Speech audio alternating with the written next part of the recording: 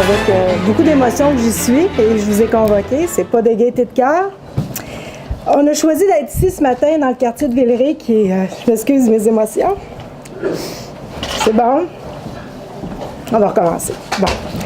Donc, je vous ai invité ce matin ici dans Villeray, un quartier que je connais depuis 18 ans, un quartier que j'ai l'honneur de représenter au conseil municipal depuis 18 ans, avec beaucoup de bonheur avec mon parti qui était Vision Montréal.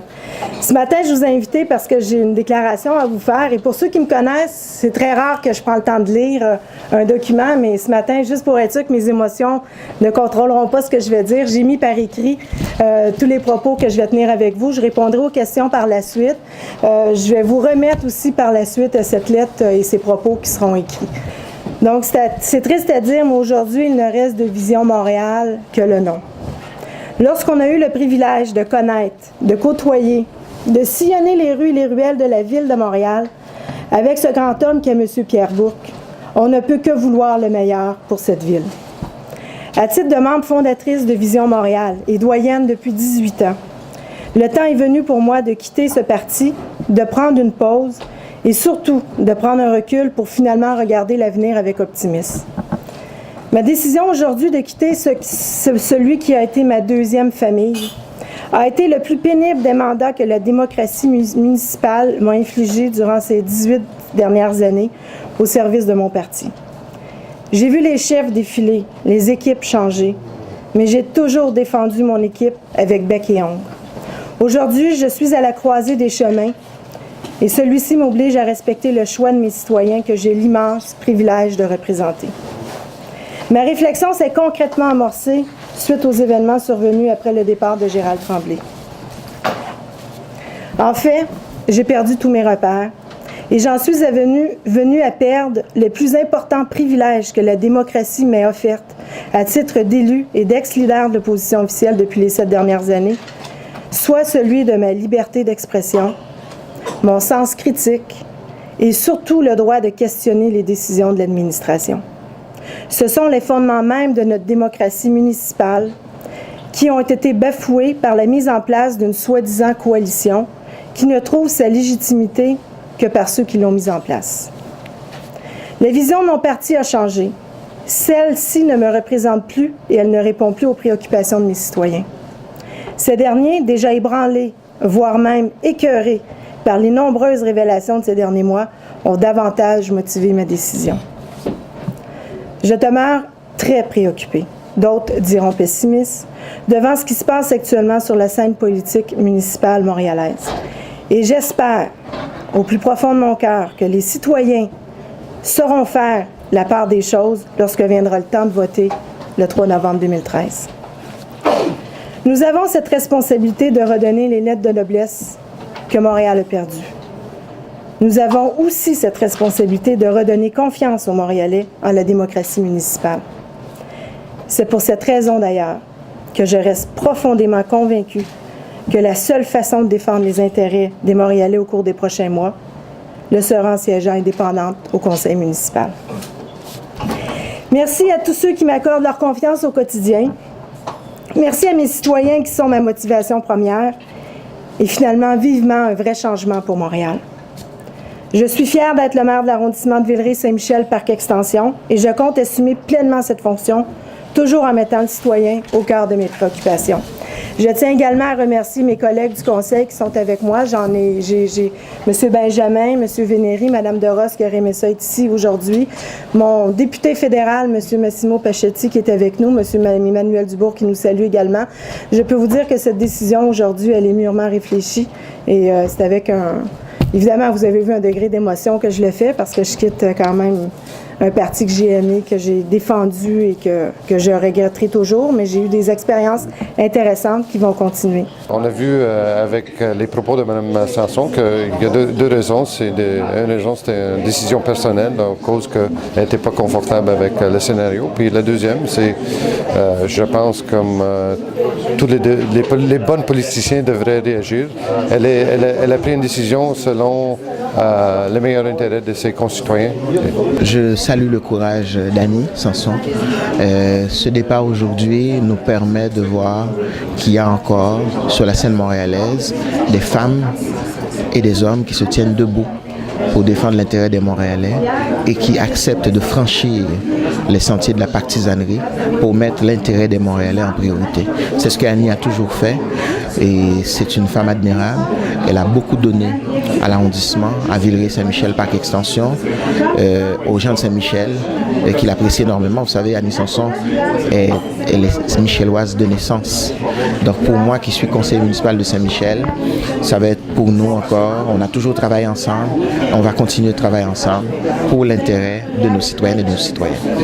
Donc voilà, l'onde de choc des démissions à la ville de Montréal continue et aujourd'hui il arrive à vous, Madame Annie Samson. Vous avez annoncé donc solennellement votre départ de Vision Montréal. Qu'est-ce qui a motivé votre décision? Ça n'a pas été une décision facile parce que je quitte un parti dans lequel je suis fondatrice. Je suis là depuis 18 ans. Donc, je suis celle qui l'a bâti. Ce parti, contre vents et marées, pendant 18 ans, je suis restée avec les chefs qui sont passés, les équipes, nos recherchistes. Je quitte une excellente équipe. Là. Je quitte pas fâchée ou en mauvais termes avec mon parti. Je quitte parce que je ne me retrouve plus dans cette nouvelle situation au conseil municipal. Suite au départ de M. Tremblay, toute la situation a changé. Il y a maintenant un exécutif de coalition dans lequel la majorité des membres de la coalition viennent de l'opposition, des deux oppositions. Et notre rôle d'opposition à nous, officiel, a toujours été d'être le chien de garde de ce qui se passe. Mais maintenant, ce rôle-là est en train de changer parce que ce qui se passe est décidé ou à la fois par nous et par nos collègues au comité exécutif. Donc, on n'a plus ce rôle de chien de garde-là. Et on l'a vu, la dynamique dans les 3 derniers conseils dans lesquels on est finalement presque tous d'accord. On a même voté, j'étais absente, heureusement, mais on a même voté pour le budget de la ville. Budget de la ville, tout le monde est d'accord.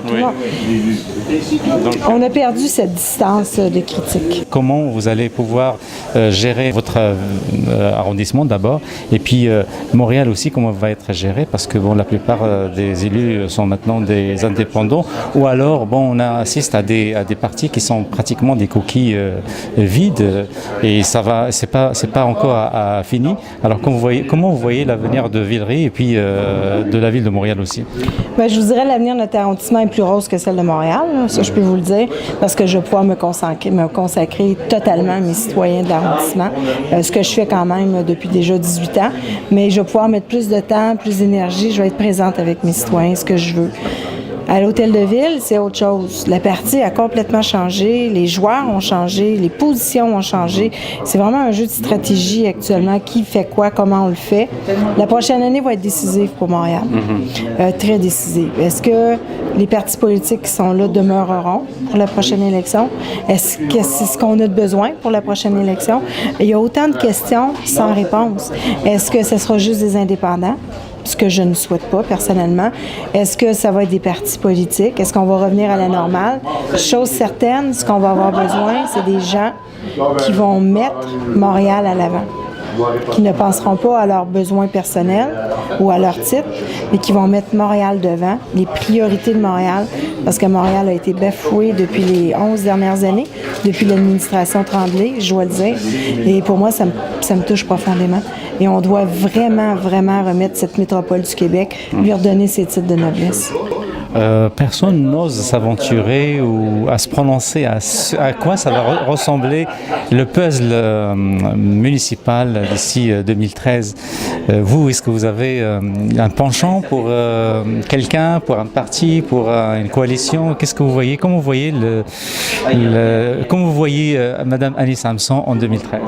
Bien, honnêtement, je me vois toujours dans mon arrondissement si mes citoyens me donnent ce privilège de les représenter encore une fois pour la sixième année, 6e mandat. Mais il est trop tôt pour se positionner sur ce qui va se passer. Par expérience politique, tout se passe dans les 6 derniers mois avant la campagne électorale. Fait que ce qu'on pense avoir vécu là, dans les 3 derniers mois, là, je peux vous dire que c'est rien comparé à ce qu'on va vivre au printemps. temps. Il ne faut pas oublier que la commission Charbonneau reprend ses travaux. Il y aura d'autres choses qui vont se dire. Et c'est pas parce qu'on a une nouvelle coalition puis tout va bien que le passé est oublié. Là. Et il y a des choses, les Montréalais, il faut se rappeler, là, se sont fait avoir pendant des années de 30 à 40 de contrats qui étaient plus élevés que le prix depuis des années. C'est pas parce que maintenant tout le monde s'aime avec la coalition des apôtres de l'amour infini, c'est comme ça que je les appelle, que tout est oublié. Là. Hein, on recommence pas sur une base solide puis on continue. Le passé est garant de l'avenir. Il faut s'assurer que nos citoyens vont en avoir pour leur argent. Et ça, moi, je suis pas convaincue que maintenant, on est prêt à passer l'éponge. Il faut continuer. C'est pas fini. Il y a encore plein de dossiers qui vont sortir. Et il faut être vigilant sur ce qui va se passer. Il faut garder cet espace de critique pour pouvoir le soulever. Il faut pas être dedans. Il faut avoir un espace pour le faire. Et comme indépendante, j'aurai cet espace-là de pouvoir faire mes réflexions, poser mes questions, analyser les dossiers et défendre mes citoyens. Et quand le moment arrivera de repositionner Montréal, on se reparlera avec beaucoup de plaisir, puis on pourra faire l'analyse. Mais aujourd'hui, il est beaucoup trop tôt pour parler de ça parce qu'on n'est même pas rendu là. Vous avez commencé votre vie politique avec Vision Montréal en quelle année déjà? Ça fait 16 ans, je crois? 18 ans. J'ai commencé en 1994. Oui. J'étais à l'époque une des plus jeunes du conseil municipal, à l'âge de 27 ans. Là, vous savez mon âge. Et aujourd'hui, pendant 18 ans, j'ai porté ce parti-là sur mes épaules parce que j'y croyais. Je croyais aux valeurs fondamentales de Vision Montréal. En cours de route, évidemment, quand notre chef, M. Bourque, est parti, avec lequel j'ai eu beaucoup de privilèges de travailler avec lui, d'apprendre avec lui. C'était un homme foncièrement généreux de lui-même, de ses valeurs. J'ai appris beaucoup. J'ai eu la chance d'avoir des grands chefs qui se sont succédés. Madame Harel, je dirais la même chose. J'ai appris beaucoup avec elle. Beaucoup. C'est une femme extrêmement intelligente. J'ai apprécié mon moment avec elle. Ça aussi, j'ai été privilégiée de pouvoir dire que j'ai côtoyé Mme Harel. Et c'est pour ça qu'on quitte en bons termes. Okay. C'est juste que moi, personnellement, j'étais plus bien. Tout à fait. Donc, il y a une divergence, comme le communiqué l'a mentionné. Aujourd'hui, on est le 20 décembre, et puis... demain, c'est la fin du exactement. Monde. Et donc là, je vous demandais depuis quand vous êtes avec Vision Montréal, parce qu'il y a eu un commentaire sur Twitter ce matin. Il dit que c'est le signe de fin du monde, parce que Annie Samson quitte Vision Montréal. Ça me donnait beaucoup d'importance. J'en suis flattée quand même, mais non, écoutez, la fin du monde. C'est pas la fin du monde, c'est la révolution d'un changement à Montréal. C'est comme ça qu'on doit le faire, puis on doit se repositionner tous et chacun. Est-ce qu'on est là pour les bonnes raisons? Est-ce qu'on veut continuer à faire ça? Est-ce qu'on a encore la flamme? Parce que faire de la politique, c'est pas un travail, c'est une passion. Et c'est ce que Montréal a besoin, des gens qui aiment ce qu'ils font, qui sont passionnés. Moi, ce que je peux vous dire, c'est quand j'ai commencé à faire de la politique, c'est parce que je voulais aider mes citoyens, je voulais changer la vie de mes citoyens dans des décisions. Et la journée, j'ai toujours dit, la journée où cette flamme en dedans de moi ne s'allumera plus, j'irai faire autre chose. Parce que de la politique, c'est pas un travail de 9 à 5. C'est du 7 jours semaine, 7 soirs semaine. Et si on fait ça pour le salaire, bien, je vous dirais, vous n'avez pas choisi le bon travail. Parce qu'on fait pas ça pour le salaire. Moi, ce que je peux vous dire, c'est que ma passion, c'est d'aider le monde. Je suis suffisamment bien payée pour le faire à temps plein, c'est ce que je fais. Mais tout simplement, c'est parce qu'on aime ça. Je vous dirais que ma décision ce matin est la mienne. Celle de mes collègues, je ne la possède pas. C'est des décisions qui sont personnelles. Et je sais qu'il y a beaucoup de gens qui posent des questions, qui sont insatisfaits. Seuls eux pourront prendre cette décision. Monsieur Poirier, TVA? Ben oui, juste enchaîner là-dessus. Vous dites qu'il y a d'autres élus qui sont insatisfaits en ce moment. De qui et de quoi au sein du parti? Bien, les élus sont insatisfaits de la situation, évidemment. On est en fin de session. C'est sûr que tout le monde est un peu fatigué de ce qui se passe. On a eu un automne assez pénible. Alors, il y a eu plusieurs questionnements, beaucoup de remises en question. Est-ce que ces remises en question vont voir le jour différemment? Je laisse le soin à mes collègues de le faire, mais moi, personnellement, vous me connaissez. Je suis un livre ouvert. Je bouillonne d'émotions. Vous me voyez au conseil et je ne pouvais pas continuer. Vous avez juste une dernière question. Il ne reste que Vision Montréal que le nom. Si vous voulez élaborer là-dessus un peu, ça veut dire quoi, ça, concrètement? Bien, je vous dirais, à travers les chefs qui sont passés, moi, j'ai commencé en 94 parce que Vision Montréal offrait une nouvelle vision pour la Ville de Montréal, pour les Montréalais. On offrait un programme qui représentait les attentes des Montréalais. Au fil des ans, 18 ans plus tard, plusieurs chefs ont passé, plusieurs chefs de cabinet et tout le monde qui passe. La vision s'est un peu changée en cours de route. J'ai tenu le phare pendant 18 ans et je vous dirais qu'aujourd'hui, avec la situation actuelle, je me questionne beaucoup sur l'avenir des partis d'opposition avec cette coalition qui a été mise en place. Coalition qui, vous l'avez vu, les 3 derniers conseils, dans lequel la moitié des membres du comité exécutif, donc qui prennent des décisions, viennent des partis d'opposition. Alors, quel est le rôle de l'opposition quand on veut critiquer une décision, quand ce sont nos membres qui l'ont pris, quand le président du comité exécutif est issu de notre formation politique, le vice-président, 2 membres du comité exécutif, plus 2 membres de Projet Montréal. Alors, comment nous, comme opposition, on se positionne dans ce rôle-là? Et il n'y en a pas, finalement. Et c'est tout ça qui fait en sorte que moi, je me retrouve plus. J'ai reçu un mandat de défendre l'intérêt de mes citoyens. Et dans ce carcan-là, je ne peux pas le faire. J'ai besoin de cette liberté. L'essayait de la face. Plus spécifiquement, est-ce que vous avez pas visé Mme Harel dans ce que vous dites là, mais est-ce que vous avez de la difficulté à travailler avec M. Applebaum, avec Mme Harel? Est-ce que vous vous reprochez quelque chose à M. Applebaum dans tout ce contexte? Bien, moi, je vous dirais, Mme Harel, je tiens à le dire, c'est une chic dame. J'ai appris beaucoup avec elle de sa méthode de travailler. Je l'admire beaucoup et ce matin, on s'est parlé. Et c'est pas en mauvais terme que je quitte mon parti. Ça, je pense que c'est important de le dire. C'est juste que la façon de faire, les décisions, la place de tous et chacun a changé depuis les derniers mois. Et moi, là-dedans, bien évidemment, j'ai perdu mes repères. Et je me sentais pas pleinement fonctionnelle dans les tâches que j'avais. Actuellement, vous me dites, est-ce que je reproche quelque chose à M. Applebaum? Personnellement, non. À la situation, oui. À la situation de Montréal actuelle, je pense qu'on doit faire cette réflexion. Est-ce que les Montréalais souhaitent ce qui est arrivé? Est-ce qu'on peut donner une légitimité à cette coalition où on a un maire qui a été élu par des membres du Conseil et non par la population? Quel est le mandat que nous avons eu? C'est d'assurer de gérer sainement les fonds publics. Est-ce que cette coalition va le faire? C'est 1 an avant la prochaine élection. On s'entend là, que c'est 6 mois là, de vrai travail, parce que quand l'élection va commencer, la période électorale, ce sera dans 6 mois, au mois de mars, avril, mai. Donc, il est certain qu'on doit se questionner sur qu'est-ce qu'on veut faire. Et je souhaite ardemment qu'elle fonctionne, cette coalition. Je le souhaite.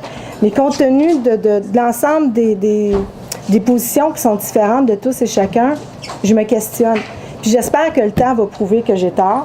J'espère qu'elle va fonctionner pour les Montréalais, mais à ce que je vois actuellement, c'est beaucoup plus un combat de coq et de pouvoir que l'on voit à l'Hôtel de Ville, et c'est pas dans cette pièce de théâtre que je veux jouer. Est-ce que vous ouvrez la porte éventuellement, évidemment le nom va survenir, mais à d'autres candidats qui pourraient se présenter à la mairie, auxquels pourriez-vous joindre? Bien, écoutez, actuellement, j'aimerais pouvoir jouir de mon indépendance pendant quelques mois. Je pense que je vais pouvoir m'exprimer pleinement.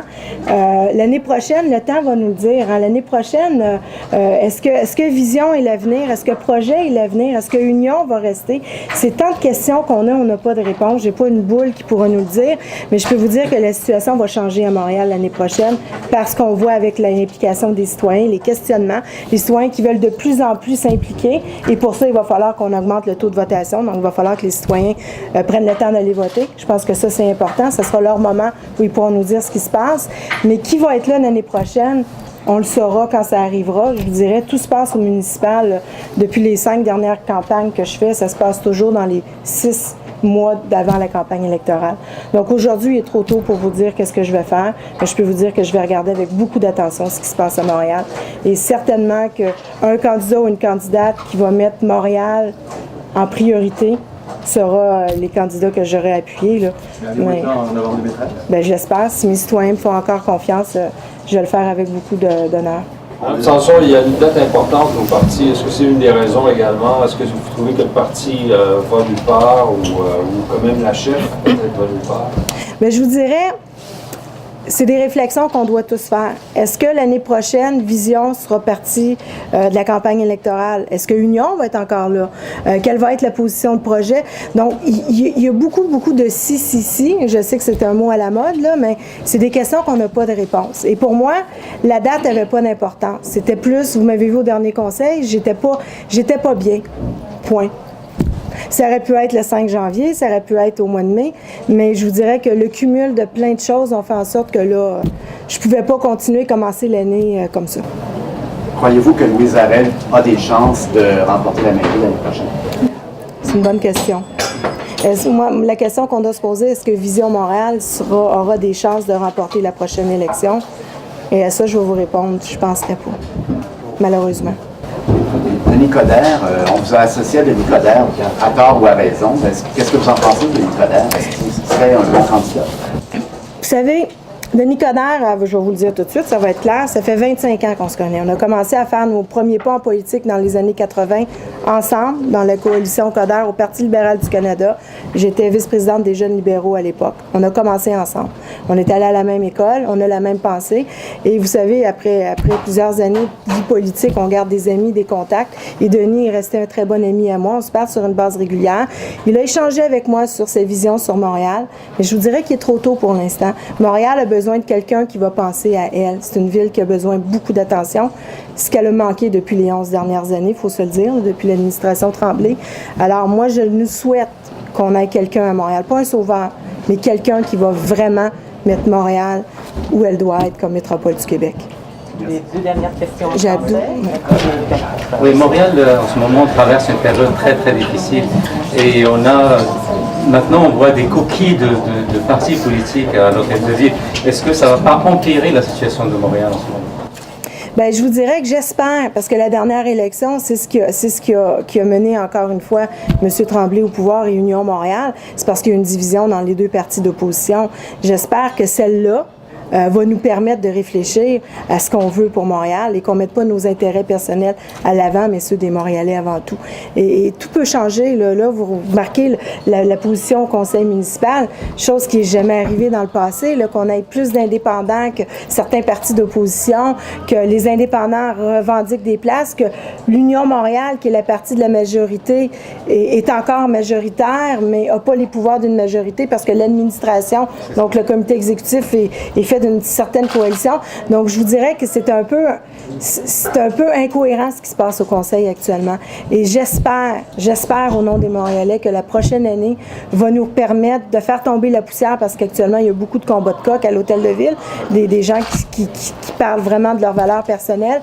J'espère juste que l'année prochaine sera l'année où on va mettre ça de côté, on va mettre nos chicanes de côté, puis on va penser tout le monde ensemble pour sortir Montréal de cette torpeur actuelle. Vous dites que Mme Arel, c'est une chic dame, mais est-ce que selon vous, elle a encore l'autorité, le respect des autres élus du parti? Parce que ce qu'on entend de d'autres élus, c'est que son autorité est critiquée et mise en cause en ce moment. Je vous dirais pas ça. Dans le caucus, les gens la respectent énormément. C'est une femme qui donne le respect. Est-ce que ses décisions sont toujours les meilleures? C'est autre chose. Est-ce que son entourage est le meilleur? C'est une autre question qu'on doit se poser. Mais c'est une chic dame qui connaît ce qu'elle fait, qui aime Montréal. Et ça, jamais on pourra remettre en doute son amour pour cette grande ville. Madame Sanson, vous avez dit que vous étiez inconfortable avec la coalition. Vous avez perdu votre liberté d'expression, votre sens critique. Est-ce qu'on vous a brimé dans votre liberté d'expression? Bien, je vous dirais, comme leader de l'opposition, je suis un peu le chien de garde de ce qui se passe. Et maintenant, les 3 derniers conseils, je suis supposée, moi, comme à chaque conseil, me lever et tout le temps critiquer, pas juste critiquer pour critiquer, mais faire sortir des points qui, selon moi, sont injustes. Mais actuellement, si je me lève et je critique qui? Le président du comité exécutif qui tout récemment siégeait avec nous à Vision Montréal, mon collègue du conseil, M. Doré, qui s'occupe des grands projets d'infrastructure, qui siège avec nous au caucus, mes collègues du Conseil de la culture, et je vous dirais que c'est très inconfortable parce qu'on a, veut pas, après 18 ans, ben moi, 18 ans de vie commune avec mon parti, mais avec mes collègues de différentes générations, mais je vous dirais, je me sens mal de me lever puis dire, écoutez, on critique un point parce que chacun de ces points-là nous est ramené à l'interne pour dire, ben là, on doit être pour, parce que c'est la position qu'on doit prendre. Donc, il y a toujours le bien paraître. Donc, on ne veut pas faire mal paraître nos collègues. Donc, on se retient un peu, on se garde une petite gêne. Et pour moi, les 3 derniers conseils ont été extrêmement pénibles parce que je voyais, j'avais des questions, mais au dernier conseil, le plus ironique, c'est que mes collègues du conseil au comité exécutif se levaient durant la période de questions des citoyens ou des membres du conseil pour défendre des positions que l'ancien comité exécutif avait pris, dans lesquelles on avait des positions. Et c'est eux qui défendaient ce projet-là. Alors, on ne pouvait pas se relever puis les critiquer. T'sais, logiquement, là, on se garde une gêne, on a quand même... Et pour moi, c'est impensable. Je me retrouve pas là-dedans. Là. J'ai toujours dit ce que je voulais dire, quand je voulais le dire, comment je voulais le dire, avec mon caucus, toujours en discussion. Mais là, ça marche plus. Ça marche pas. Oui, les gens de Villeray-Saint-Michel, par extension, ils ont aidé sous une bannière. Est-ce que vous étiez honnête envers eux de changer comme ça en cours de mandat? Bien, je vous dirais que depuis les 5 dernières élections, j'ai toujours eu plus de votes que mon parti, ici dans l'arrondissement.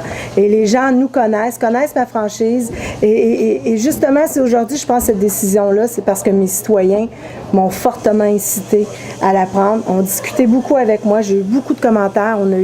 Je vois à peu près 1000 à 1500 citoyens par semaine dans différentes activités.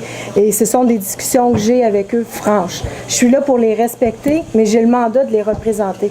Et quand les citoyens viennent me voir pour me poser des questions aussi importantes que celles-là, je me dois de continuer à les représenter. Et je vous dirais que l'année prochaine, en 2013, si les citoyens n'ont pas été satisfaits de la décision que j'ai prise, ils me le feront savoir pendant l'élection.